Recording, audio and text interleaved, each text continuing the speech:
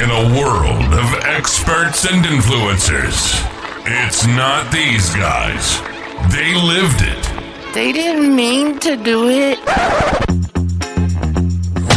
From Winchester to the outer limits of your memory, they've gone global. It's nostalgia, nonsense, and a side of bacon. Warning, side effects may include yelling at your phone, flashbacks to your best memories, and sudden cravings for bacon.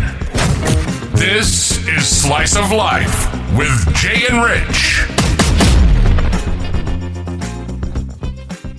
Hey, welcome back, everyone. This is our 8th Slice of Life podcast. We are excited to be with you here today. What do you think, Rich? I love it. I love doing podcasts, coming over to see my buddy Jay. In our exclusive Gigs Barbecue studio. Yeah, how come you're not cooking anything? Oh, it's plenty of time for that. It's Barbecue, early in the I day. should say cooking. There's a difference between cooking and barbecue. Yeah, get the terminology right. We don't want to look like novices Well, I here. just eat it. Okay. Well, grilling is half the fun. Smoking is half the fun. Oh, what are you smoking? Oh man, you name it. Get your mind out of the gutter. It's, hey, speaking of smoking food here, I got to tell you a recipe that I just did last weekend. You would love this.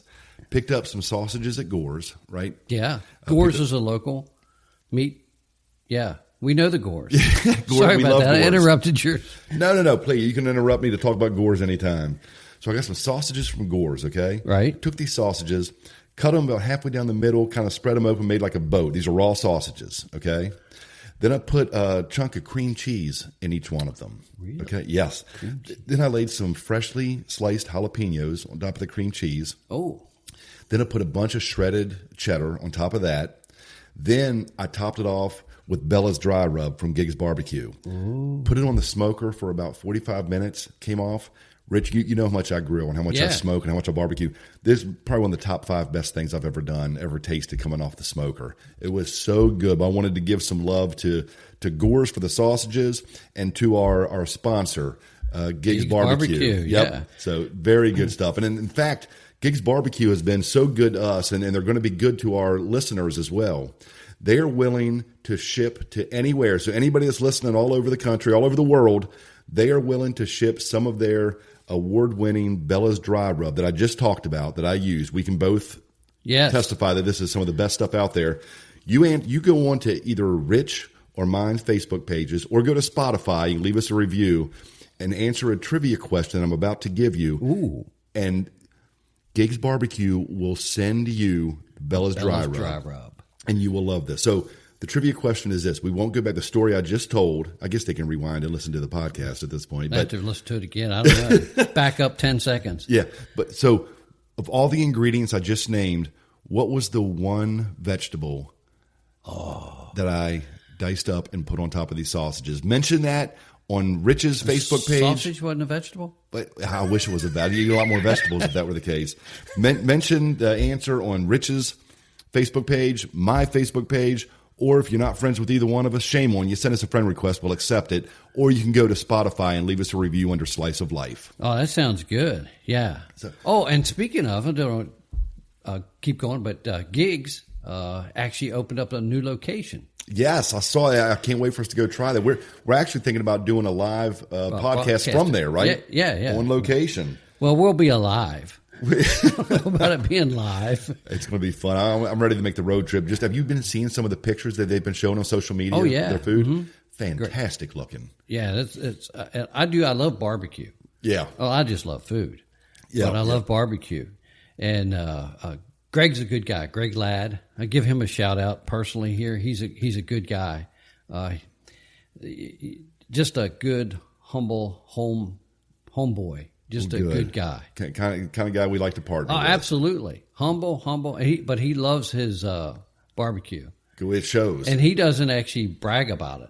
But this show, I'm sorry, the show's not about barbecue. Right, but we do love our barbecue. But speaking of the show, speaking of locations, we're talking about being on location in the future. Get this, Rich. Remember last time we mentioned how we had a pretty big listening audience in Pioneer, California? Pioneer, California now makes up the largest percentage of our listeners. Yeah, go Pioneers. Pioneer, California, thank you very much. And they 15% of our entire listening audience is from Pioneer, California. They have actually taken first place from our hometown, Stevens City, Yes. Virginia. Yeah. So either we have some kind of cult following in Pioneer, California, or our friends here in local Stevens City, Virginia are getting tired of us and they're dropping. So I don't know what's happening here, but hey, Pioneer, California, we love you. We're glad you're listening. And Stevens City, we're going to win you back. So we want to see next month who's in the lead, Pioneer, California, or Stevens City, Virginia. I'm not sure, but does Pioneer? I'd have to look it up, but I think Pioneer is close to the redwood trees. I don't know. I don't know either. Okay, but that'd be kind of cool. Yeah, it would be. We make a trip out there.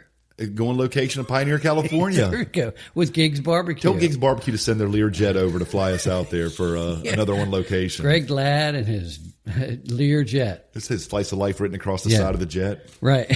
Slice of Life. Hey, well, speaking of our podcast, we're excited to be back with you today. Rich, we've had some fun topics, ones that I've really geeked out over, like video games, what else? Cereals, cartoons, fashion, all of these things. I've got to be honest with you. I'm not just pandering here. This is my favorite topic that we have decided to cover so far.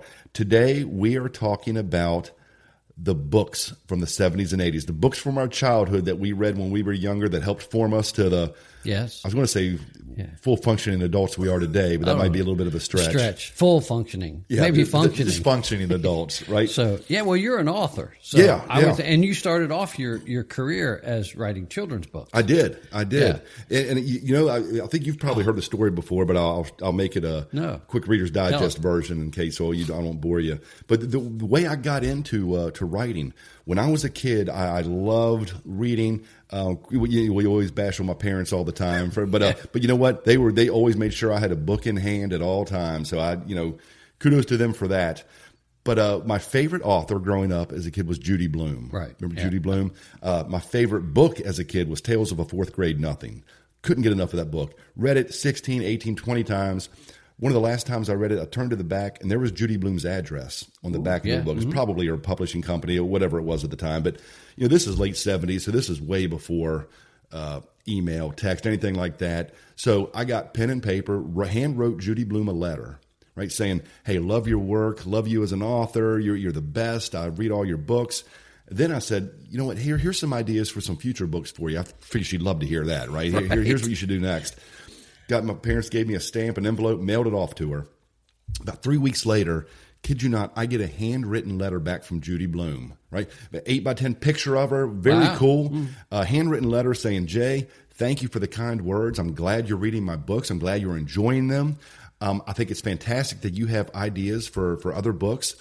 But maybe if you have these ideas, you should write some books. She encouraged you to become an author. Yes. Yeah. And I was like, oh my gosh. I said, this is crazy. I took the letter to school to show my friends. I'm like, look at this. I said, Judy Blume and I are best friends. This is great. Right.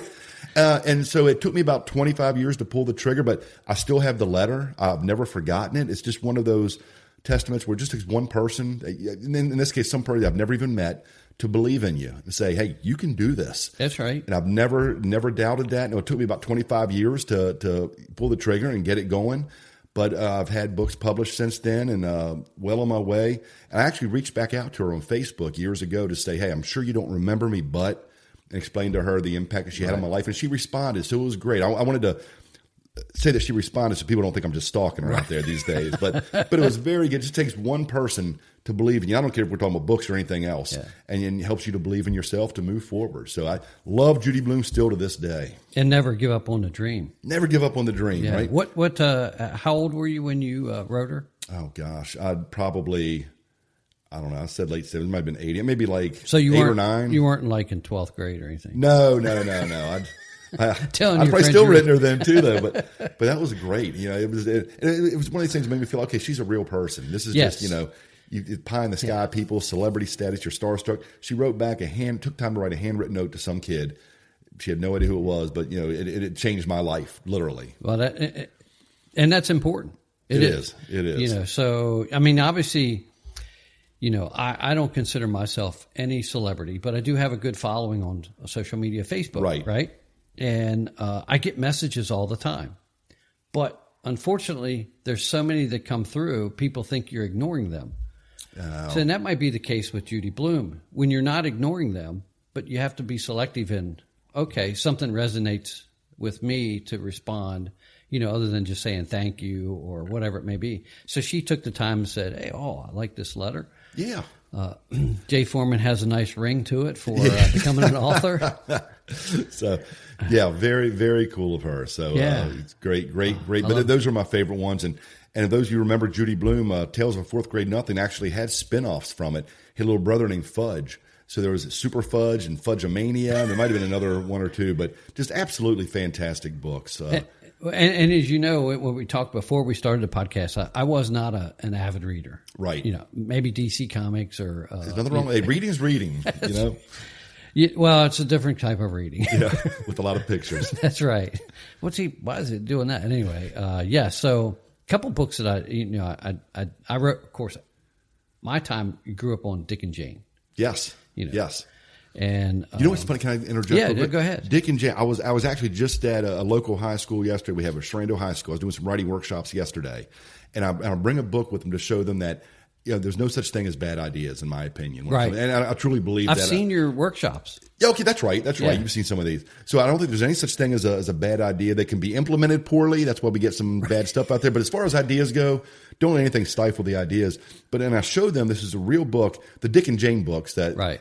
For any millennials out there listening, these were books that helped younger readers learn how to read. Very simple sentences. Right. See Dick run, see Jane play ball, whatever it may be. See Spot run. Yeah. Stuff like that. Well, they actually have come out now with books called Dick and Jane and Vampires, or Dick and Jane and Zombies.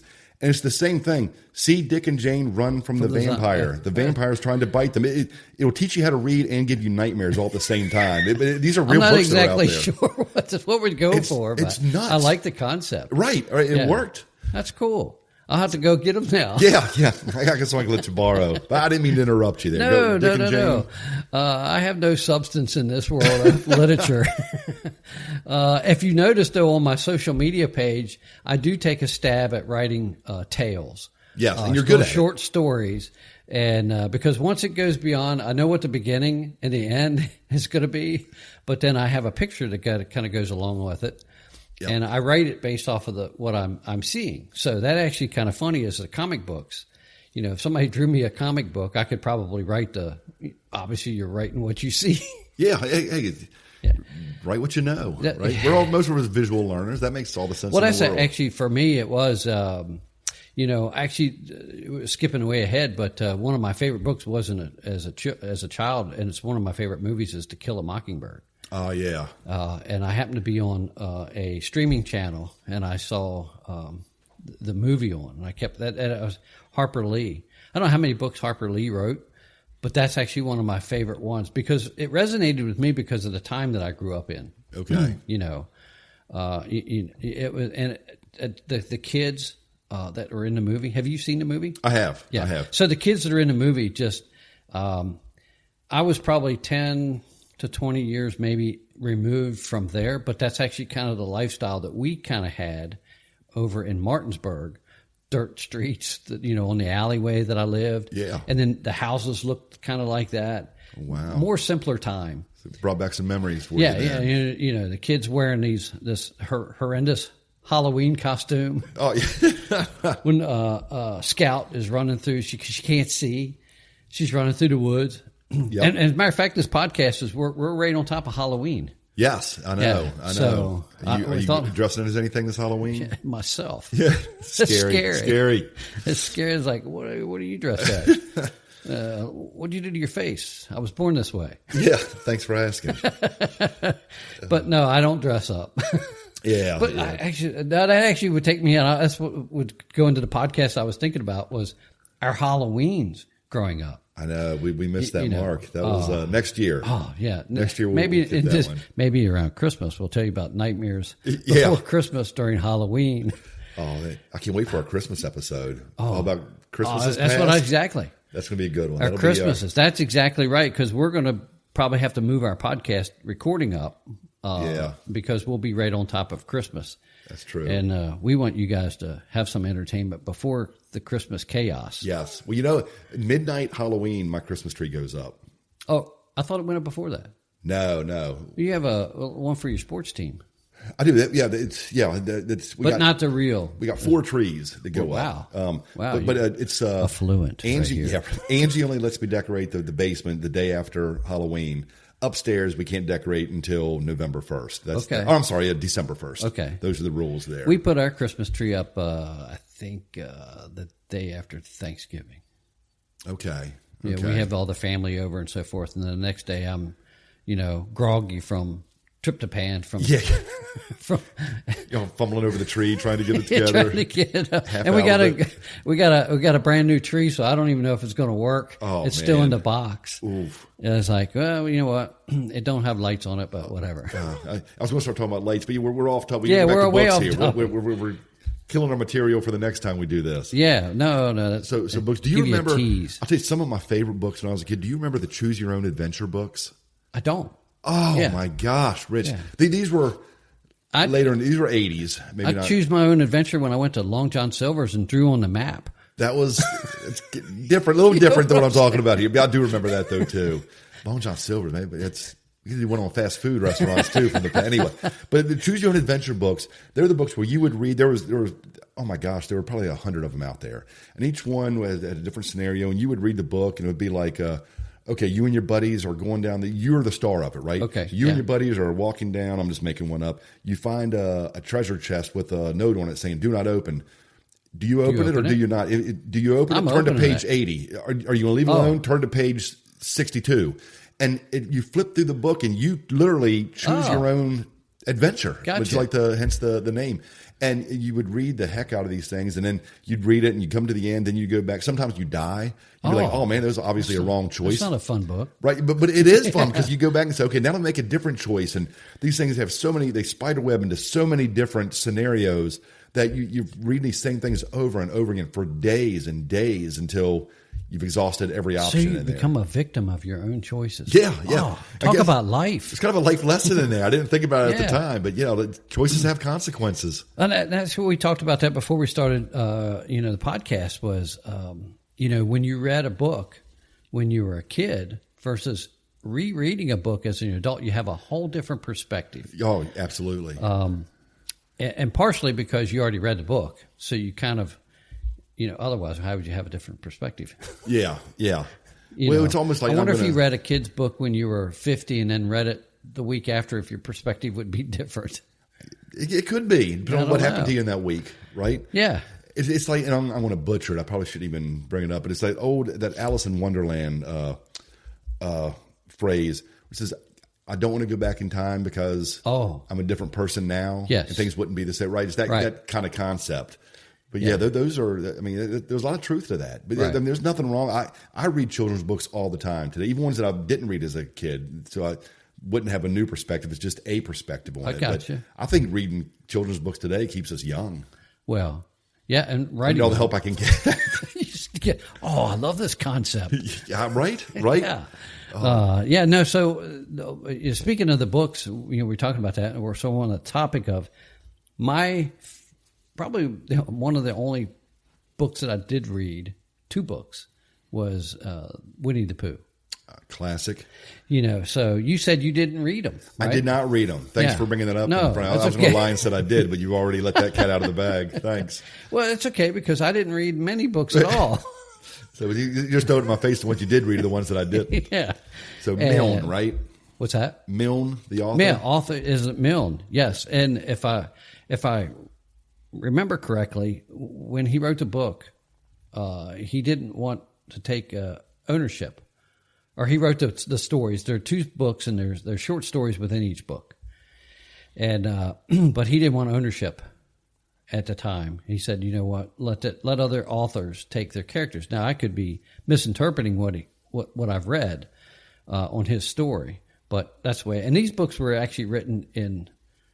Gosh, you think about it. I think the 30s, 1930. Yeah. But what a gracious attitude to have as an author. And today it's like, let me copyright this, let me trademark this, let me make sure I get my money. here's a guy, if we, like you said, if we're interpreting this the right way, here's a guy saying, you know what? Hey, go have fun with this. This is out there for people to enjoy, right? If you want to continue your story in your own way, go do it. I love that concept. It flies in the face of everything today, right? Because if somebody, like you have, what's one of your books, something about the zombie? My Next Door Neighbor is a Zombie. Yeah, so if I wrote a book, no, of course that's not going to happen. It will. But if I wrote a book like, I don't even know what the topic would be, but it seemed to be, and you read it, and you were like, based off of your character. And you're like, holy moly. That's way better than what I wrote. Would you be, I'd be kind of, I don't know if offended would be the right word, but I was like, I'd be depressed maybe. I'd be asking for royalties from it. No, but it's a form of flattery, right? Hey, they took something that you want, they want to take it and grow it. My gosh, have fun with it. Yeah, and then it becomes a contest, and you write another one. That's right.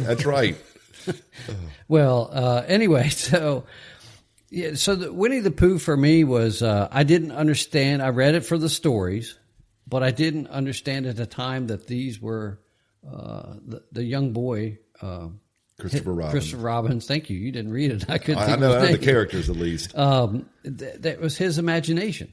Yeah. So these stories were his imagination, and so I actually had to write this down because it was a book report. But I went out. You're actually doing some work for these podcasts. Wow. Well, the funny thing was, because we said we were going to talk about children's books, and I said, well, I'm going to go at the library. I went to the library, and I got the book out again.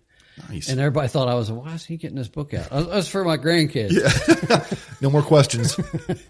But I reread it. And I was like, the takeaways for me were different. Let's just talk about perspective. So I wrote some things down for it, and it's, embracing childhood memories and growing up, the power of play within Winnie the Pooh. And Winnie the Pooh stories, I already talked about that, they're two books, Winnie the Pooh and The House on Pooh Corner. Well, I checked out The House on Pooh Corner because that book actually is Milne's end to Christopher Robin, and he's growing up. Okay. So the both books, follow the adventures of Robin, Christopher Robin and his friends. And the characters are Pooh, Piglet, Eeyore, Rabbit, Tigger, and they're all in the 100-acre woods. So the final chapter, though, kind of hits you. And Christopher Robin is getting ready to go to school, which means he won't be able to visit the 100-acre, woods often. And he actually says that in the end of the chapter, it says, Christopher Robin and Pooh come to an enchanted place, and we leave them there. And I was like, man, he just dropped them. That's hard. What a gut punch. And we leave them there. But the story goes on a little bit, and he says Pooh and his friends are sad, but they understand that he needs to grow up and have new experiences. So each one gives him a treasure or a gift. And of course, Pooh gives honey. Piglet gives him a handmade scarf. Eeyore gives a small house made of sticks. Because there were several stories in there that were going, they were rebuilding Eeyore's house and he could never find his house because they were moving it. And Tigger gives bouncing lessons and a song. So, Christopher Robin, it ends with him saying goodbye. And he promises that even though he'll be away, he'll always remember them and come back to visit. And the final quote is this: but wherever they go and whatever happens to them on the way, in their own minds, they are always going to be in the 100-acre woods. Which actually resonated with me because part of the reason why we do this podcast is to remember a lot of the things that we did, growing up. Right. Our childhood. So that was our 100-acre woods. I love that. All the experiences. So it just brings back all the memories. Yeah. Some of them, of course, change. Yeah. We embellish. We romanticize some things. But holding on, to that enchanted place that we grew up. Yeah. Because we know we can't go back. Right. Right. Physically, in time, in current situations, we can't go back. Maybe someday somebody will. But you had mentioned it in another one. Something you were talking about just a few minutes ago about what was it, Alice in Wonderland? Yeah. Yeah. She wouldn't want to go back, or they wouldn't want to go back. Yeah, because we're different people now. Yeah, we different experiences. So, yeah, you think about that. So, riding your bike, hanging out with your friends, doing whatever it was, those were magical times. Oh, yeah. But there's a lot of magic that happens every day today, too, if you look at it that way.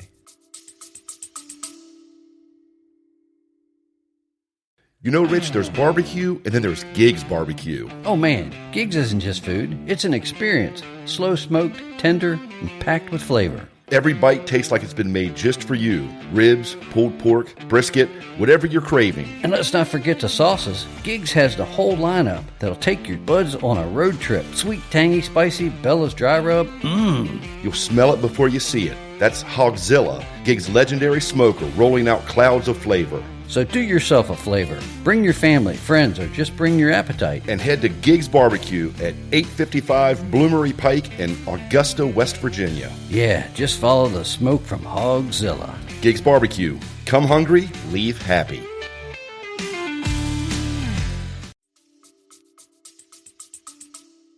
Yeah. Oh, absolutely. And it's a balancing act, and my family gets with me this all the time for living too much in the past. And there's that Yes. fine line where, hey, let's remember and let's learn from and let's appreciate where what's gotten us here from basically the past. But also, let's not be living in the past and not appreciate all the miracles that are in front of us today or the hope that we have for tomorrow. Yes. Either, right? Yeah. So, when it all weaves together just beautifully, right? Right. Where we were, where we are today, and where we have the opportunity to be tomorrow. So yeah, Milne nailed it. I think there was I think that's where the concept of Toy Story came from, right? Yeah. And so it's a whole new generation of kids that may not go read Milne, but will watch Pixar movies. Right. Got that concept when was it Andy? Is that the kid? Yes, Andy. When he Woody, had to say goodbye. Right. It's kind of funny as you had mentioned it. I don't think it's anything new. There's nothing new. It's just how the stories are told. Yeah. And you said it could be a bad concept. It could be laid out poorly, but that's exactly right. So somebody needs to write a book on my life. Just all my childhood. You should. It's called an autobiography, Rich. You can do that. It would be so not good. Yeah. But it is true. So you have other books. I mean, you read a lot. You said yeah. In fact, it's funny. When most people go on vacation and you go to a bar or restaurant and pick up like a bar restaurant T-shirt and it's the name of that place and the name of that city. Right. I do it with bookstores. The Purple Moose in Ocean City. Do you have a Purple Moose T-shirt? I used to. Okay. Yeah. But that's I'm sorry, not Steve City, Ocean City. Ocean City, I know what you meant. Yeah. But that's what when we go out, I'll find the local bookstore if there's one there, and I'll go in there, and I'm the nerd that goes in there and I buy the local bookstore T-shirt. Right. So I have them from all over. Every vacation place we've gone. The last one we were at Cape Charles this summer, Peach Street Books. Oh. So I got that, but that's what I do. I like those instead of bar T-shirts. Yeah. I think it's a cool thing to collect, but my family got on me because they know I love going to bookstores on vacation. And it's like, oh my gosh, he's going to be in there for hours. Right. So I'll meet you guys at the beach here. I'll go on. So I'm in there. So anyway, they were good enough to stop, and we went in there, and I hurried up and bought a bunch of books, and we're walking to the beach. And all of a sudden, to get to the beach, we pass, it's a quaint little town in Cape Charles. We pass the library, and the local library is having a library sale outside. So my family's like, oh my gosh, he saw it already. We know we have to stop here now too. So I'll stop there and bought a bunch more. They actually went on to the beach without me at that point. I just stayed and bought some more books. You drove them to the beach and went back, right? We were close enough to walk. They just, I said, go on. You're only 8 miles away. You can make, no, it was a couple blocks away, but everything's in slow motion as you're driving by. But yeah, I love it though. I love, I can't get enough books. And in fact, I got another kid's book while I was at that library sale called, Badger and Skunk. And it was a great, I'd never read it before. Great kids book, gives you brand new perspectives on things. But I'll tell you where I got my love of going to bookstores on vacation. When we haven't talked about these books yet, my favorite series of all time as a kid, and to this day, Hardy Boys. Oh. And my dad turned me on really? to Hardy. He wasn't even that avid of a reader, but he read those as a kid and said, get those. So we were in Williamsburg, and we went to a Walden Books. If you remember the Walden Bookstore. Yeah, we both worked in the mall back in the 70s. There was a Walden Books there. You were at Kenny's. I was at Chick-fil-A, right? Yeah. And there was Walden Books there. So anyway, so he turned me loose in the Walden Books. He said, go get your first Hardy Boys book. I'm like, oh my gosh, this is the best time ever. There's like 55 there was a lot or something. I still have them all over the library here. I still have every one of my hardback books still. Who wrote that? Franklin W. Dixon. Okay, because I remember there was a TV show, right? Yes, yeah. And they also just rebooted it. It's a TV show now, not as good, but yeah, the one back in the 70s or 80s was pretty good. But I remember my dad sent me. He goes, "Go pick out." He set me up, and he said, "Go pick out any book you want." So I found one of them called "Danger on the Vampire Trail." Oh, I'm like, this looks cool, right? So I got that one, and we get back in the car, and we're heading off to our next place. And he was like, "So which one did you get?" And I said, "Danger on the Vampire Trail." And he's like, "No, you needed to get number 1, the Tower Treasure. You need to read them in order." I'm like, "Well, you tell me that now. You told me to get anyone I wanted, but come on, Dad, give me some instructions. Yeah, come give on, me directions. Set me up." But I love the Hardy Boys books. They're in fact, we got married, 27 years ago.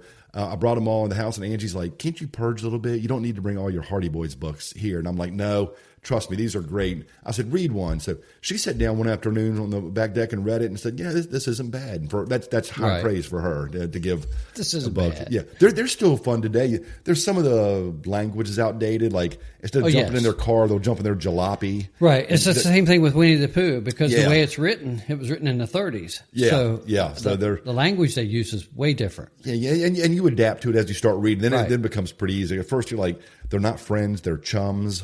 Right. Just things like that. But we were talking before we went on the air here.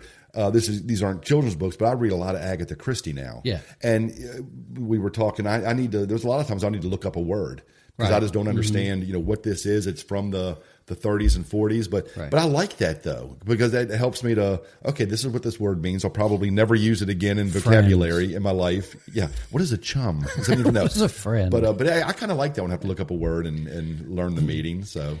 Yeah, it's all part of the experience. Yeah, absolutely. Because as we were talking as we go, we have sometimes better conversations when we're not doing the podcast. Yeah. And to talk about, I was mentioning people who read have better word vocabulary. Right. And that's just my opinion. I don't read as much, so you can probably tell. Jay reads, I do not. Duh. It's funny you mentioned that. There's so many times that we'll have these conversations right before we go on air, and then we'll have to stop ourselves and say, "No, we're wasting all our good stuff. Let's quit talking now and go on air." Yeah. So you're. I wrote a book. We were talking about I don't write books, but I did write one. And we just have to. I have to get with you. You just have to get it published, and it's good. I'm not paying it. It's a good story. It needs to get published. So it's a kid's book. You pull. It's kind of funny. I don't know about you, but we're way off a children's book. But how it forms us as we grow up. But people who encourage you in life and things that make a difference. And I think one of the statements that I read somewhere that a lot of people can encourage you for different things through your life, or whatever. But the people who seem to have the most impact on you is a teacher. Mm-hmm. And I had a gym teacher. It was kind of funny because I loved sports and I loved gym and stuff. But, all the other subjects you have in school, you're like, it's like a chore. Yeah, I know. It's like Mrs. Woods, who was my English teacher, gave me a certificate one time. The best use of the I can't remember exactly what it said. That's how bad it was. The worst use of the English language. Hey, it's an award. And it was so funny because she was so straight, so dry, and so everything, that was her humor. And presenting that to me in a class at the end of my senior year. That was your superlative right there. Oh, man. So I was like, and it was so funny because she was on social media. I think she passed away 2 or 3 years ago. Mm-hmm. And she friend requested me. And I kept thinking, is this the same, the name? She just sent me a friend request. And it made me think, is this the same Mrs. Woods that was my teacher? And I sent her, I accepted the friend request. I sent her a message. And she says, I'm the one and only. Yeah, how dare you? And then she replies to me and she just says, I'm glad to see that you've improved greatly. But you still have work to do. Oh, yeah. You have to earn another reward here. You're not there yet. And it was funny because she friend requested me because I put a picture of the certificate on Facebook, oh, wow. telling the story. which apparently I don't know how she saw it, but maybe it was another student or somebody that was close to her or whatever, and she got it. So we chatted back and forth. Yeah. Over the next couple of years. That's awesome. And so, you know, so did you worry now that she's checking out your grammar and punctuation on all your Facebook posts after? Yeah, to go back and check all those.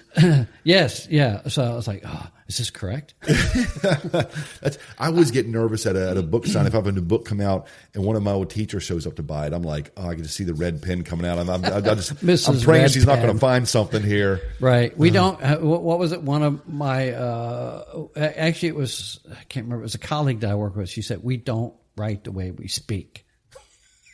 And I said, so but the problem we is should. I do. But we should, because I need to relay. Yeah, you want this to come out message. Conversational, right? Yeah, Oh, I'm not writing an essay.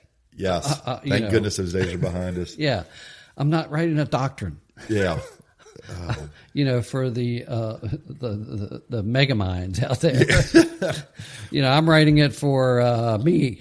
Yeah. So when I read it, I go like, "What am I saying?" Yeah, nobody can grade it anymore. Yeah, well, they do.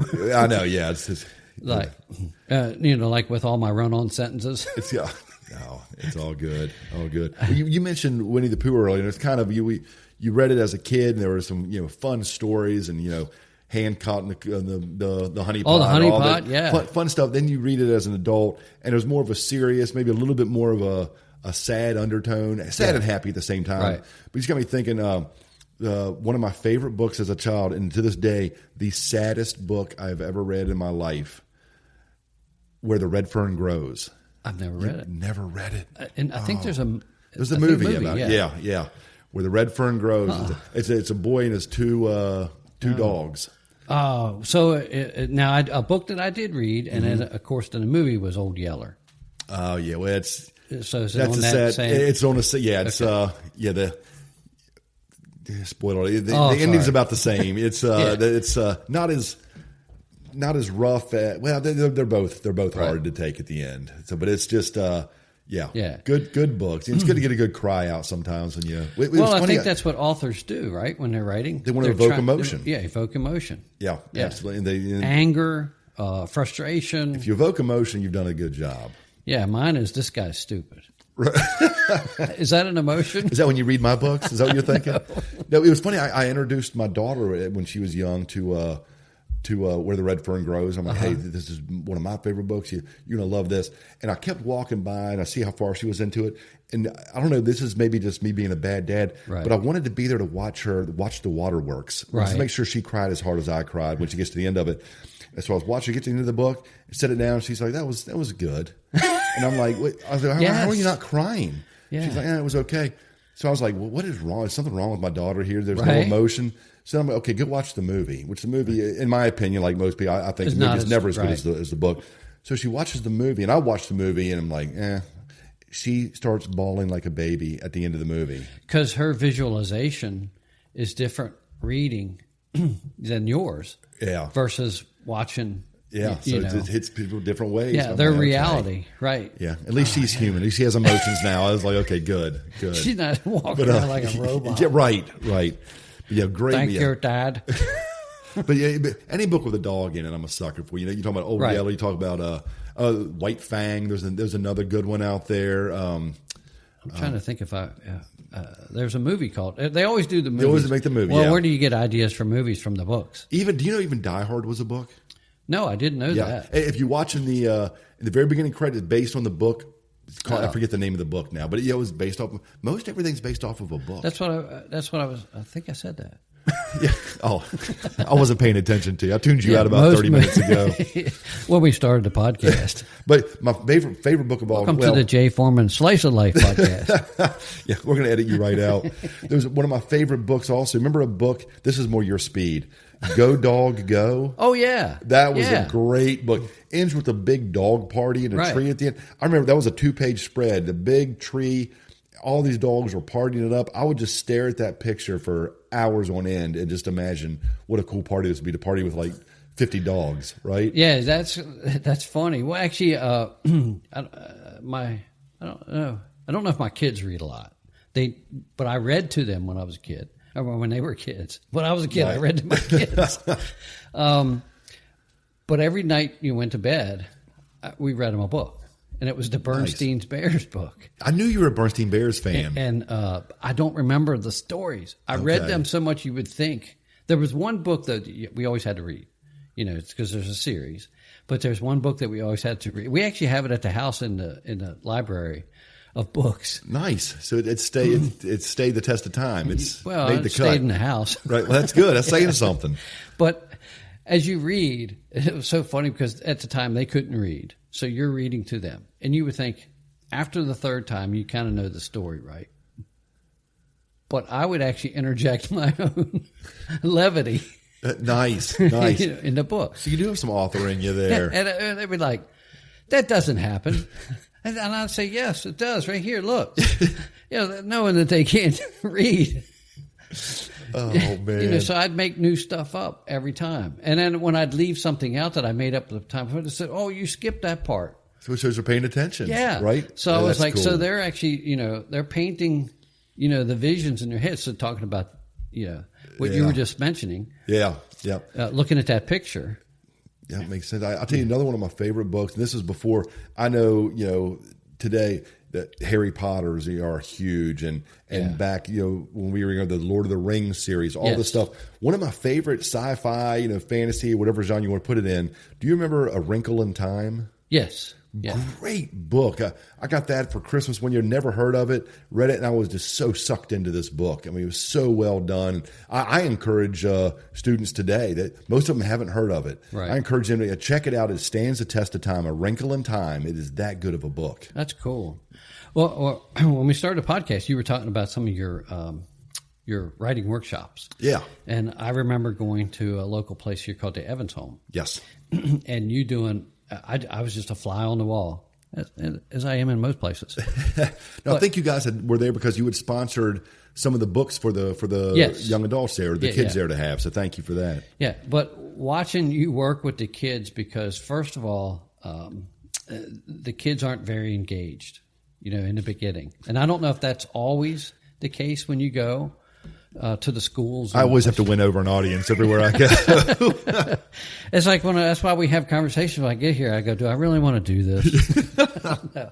But, so it's kind of funny and I don't know if that's the pattern, but it is. They were very slow in engaging, getting feedback from them. Yeah. But then once they got going, it was like bam, bam, bam. And then you put a storyboard up. Yep. And you write out the things that they're doing, and then you place. You walk them down, not like your dad says, go pick out a book. Right. No, that's not the right book.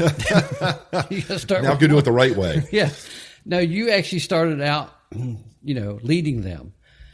And then when they all leave, they're all excited. Yeah. They actually want to write the book that you guys put up on the board. Yeah, and I'll tell you, there's no better feeling than that. And seeing kids get excited about writing. And that's what I try to drill home is, like I said earlier, there's no such thing as bad ideas. Right. I have yet to meet a kid or a young adult that doesn't have an idea. Everybody has an idea, but nobody wants to share them because the world we live in today, with internet trolls and everything else, and everybody has an opinion, right? And they're scared to be made fun of. Well, this isn't good enough. I say it's okay. Don't worry about it. One of the best things as an author is when you get your first 1-star review. Because we fear that. Once it's done, you're like, not that big of a deal. Having other good ones out here. One person's not their cup of tea. It's okay. That's right. Yeah, that's like I have people who have commented on mine, my videos that I do on Facebook, social media, and they go, I don't even know why anybody thinks you're funny.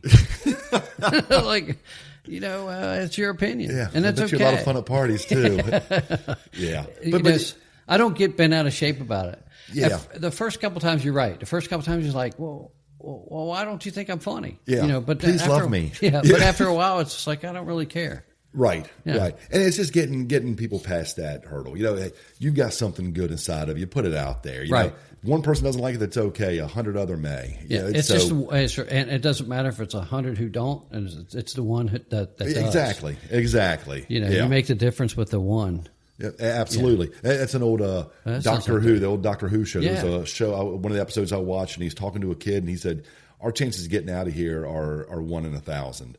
He's like, that's okay because we concentrate on the one. That's right. I was like, that was just a cool line. That's right? the Matrix. Matrix you're the 2? one. No. Oh, you're the one. Oh, okay. You're the one. Different concept. I wonder if the Matrix were based on books. Probably. Yeah. If I had to guess, yeah. There's a glitch in it every day. This is when I wake up. They go, oh, what was that? Oh man. Which pill are you going to take today? The red or the blue? Well, besides, I know you got trivia for us today too. But before we get there, did you have, besides Winnie the Pooh, was that your all-time favorite book as a kid, or did you have another one? It was probably the only one that I could really remember to relate to, that I thought I didn't understand that these were his. It was his imagination, Christopher Robin. Now, as an adult, when you went back and read it, were you a little bit upset that you found out that they weren't real? Oh no, no, I really wasn't. Okay, see, I was. Oh yeah, I think I kind of always knew it, but yeah, you just kind of want to not face that fact. Yeah. I don't know. It's cool, but it's kind of, for me. Yeah, it was kind of, for me. It was kind of enlightening. It's like, oh, what a dummy. Yeah.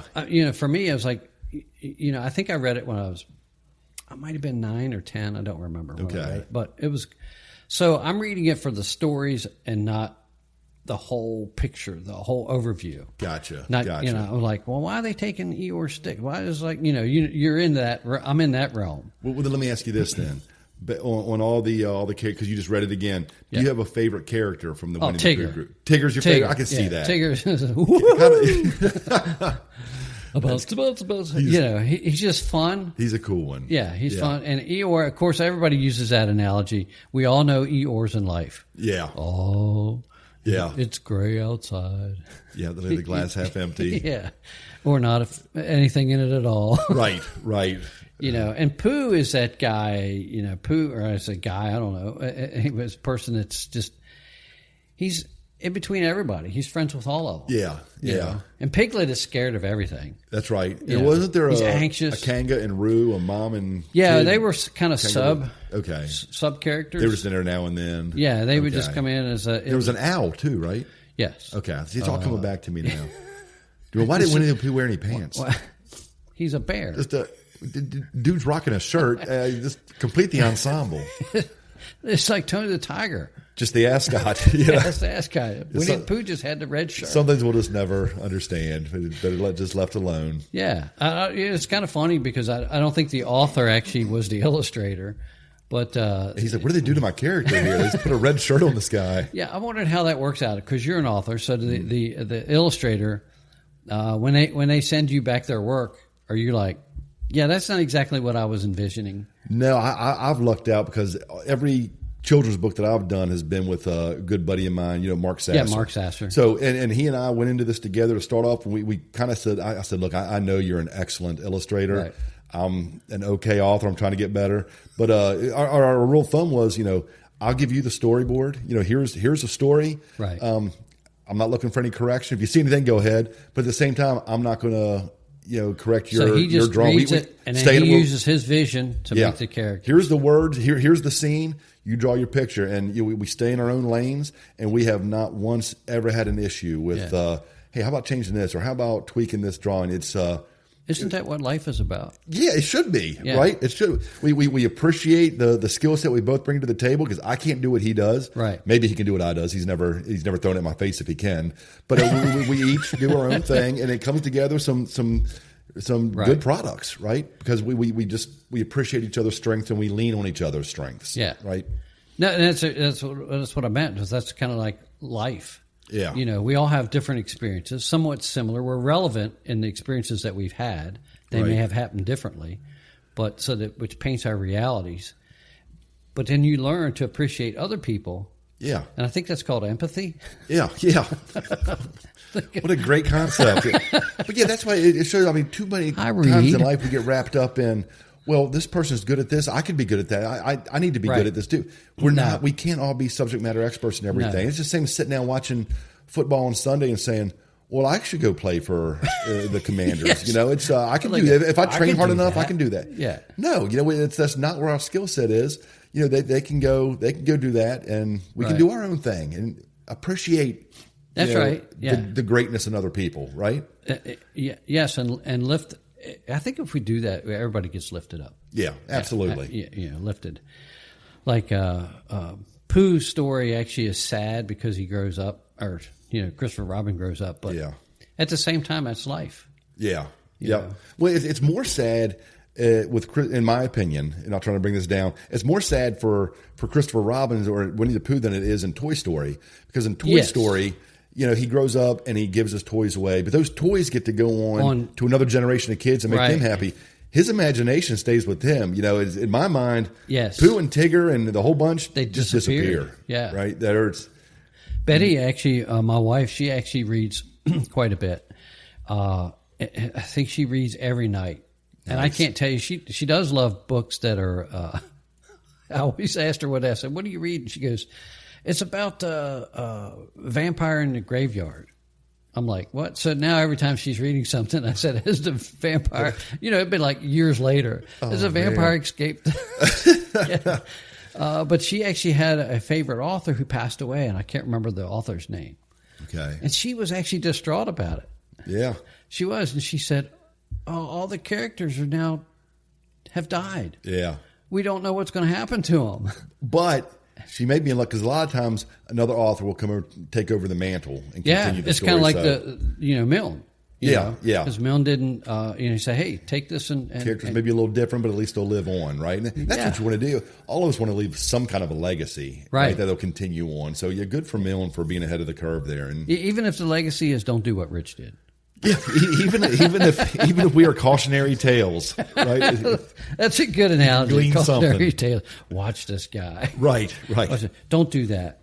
You ready to do some trivia? Yeah. I feel like I've been doing so well at trivia. Now you're really trying to trip me up, because Rich has brought all Winnie the Pooh trivia, knowing full well that I did not read Winnie the Pooh as a kid. That's okay. Okay, I'm going to give it to old. I was under crunch time, and I said, "Let's just make it all about Pooh." Hey, I'm in. So Winnie the Pooh trivia questions, and these are not for the giveaway. Remember, though, we are doing a giveaway for Bella's Dry Rub. Yes. So please participate. We want to give one of these away. Yeah, you believe me, you want to have this. We sent to you free of charge. Just go to Rich's Facebook page, my Facebook page, or our Spotify Slice of Life page, and just tell us that you're listening to us, and list the vegetable that I used on my smoked sausages with Bella Dry Rub. Yes, and it's not Pooh. It's not Pooh. Okay, question number 1. What is Winnie the Pooh's favorite snack? That's easy. Oh, honey. Honey. Okay. Yeah, see, I don't even have to give you start me off easy here. I like this. Give me some confidence. Okay. Oh, here's another easy one. What was I thinking when I wrote these? Which character in the 100 Acre Woods is known for bouncing around? Oh, Tigger. Yeah, Tigger. Okay. Who is Winnie the Pooh's human's best friend? Christopher Robin. Christopher Robbins. Gotcha. Okay, man. These are easy. I like this. Okay, this might be a little harder. Here we go. The old bait and switch. Yeah. What does Eeyore often lose? And let me give you his hat, his house, his shoes, or his tail. His house? We talked about that earlier. Yeah, I know. His house. Oh, they move his house around all the time. His tail. Yep. His tail, but you got it wrong. Okay. Just a second try.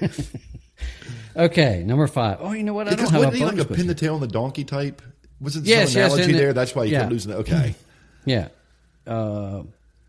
Which character is known for being scared of everything? Gosh, I just gave that away. Piglet, right? Yeah, Piglet. Yeah.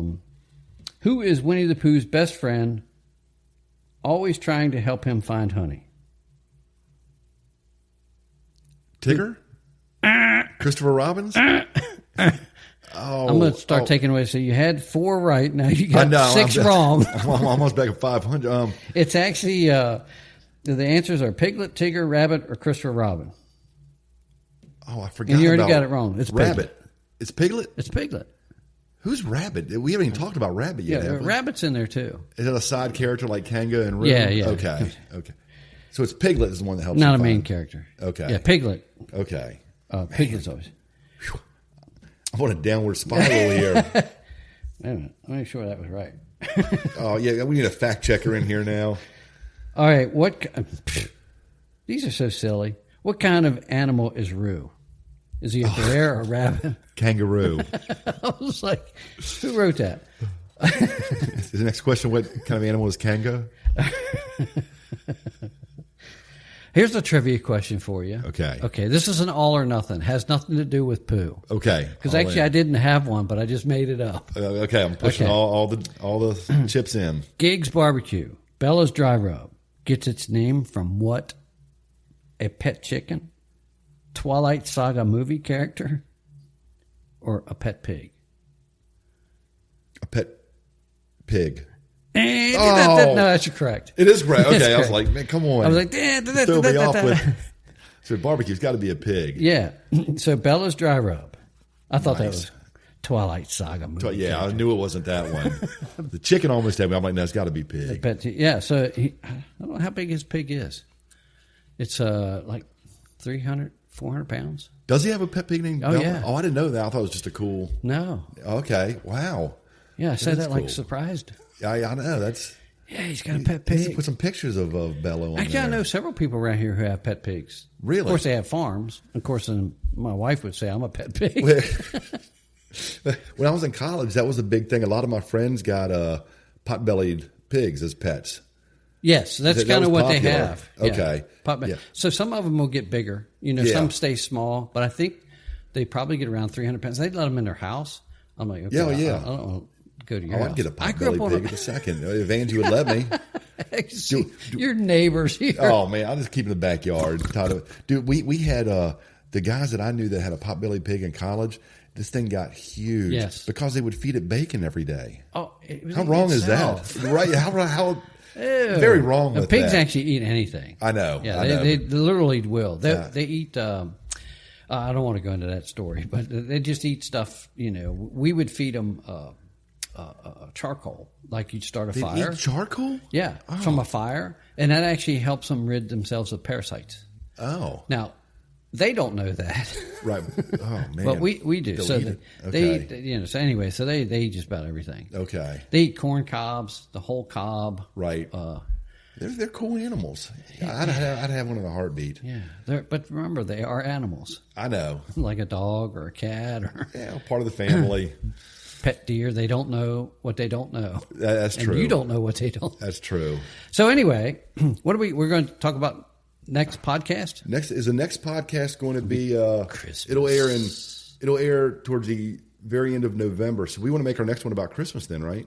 Yeah, let's roll right into the Christmas season. Yeah, because we may, and of course, based on the schedule, we may skip December. Yeah, so we may. I'm just throwing that out there because the month is so crunched. Yeah, I'm loving this. So our next podcast, I'm going to go on record and like Joe Namath this right now. This is going to be our best one ever. I guarantee this will be our best podcast ever because it's going to be all about our childhood Christmas memories. Yes. Oh, I can't wait. I'm getting goosebumps right now. I could tell stories right now. Oh, yeah, this will be a special 8-hour podcast when we do this. We're going to do a special 3-hour podcast. We may not do one in December. The first hour will just be Rich and I caroling our favorite songs to you.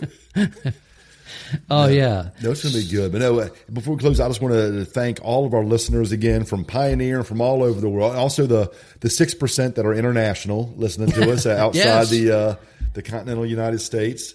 And also, we want to give a big shout out again. Thanks to Greg Ladd and Gig's Barbecue for continuing to be our sponsor. And this is exciting. Wish everyone, this will drop before Halloween. So wish everyone a fun and safe Halloween. Yes, absolutely. Thanks, folks. Yeah, blah, blah, blah. I can't talk anymore. We made it so far with no mistakes. We were on our way out, Rich. Play us out with the Monster Mash when this airs. The Monster Mash. It was a graveyard smash. All right, folks. Thanks for listening. We're out.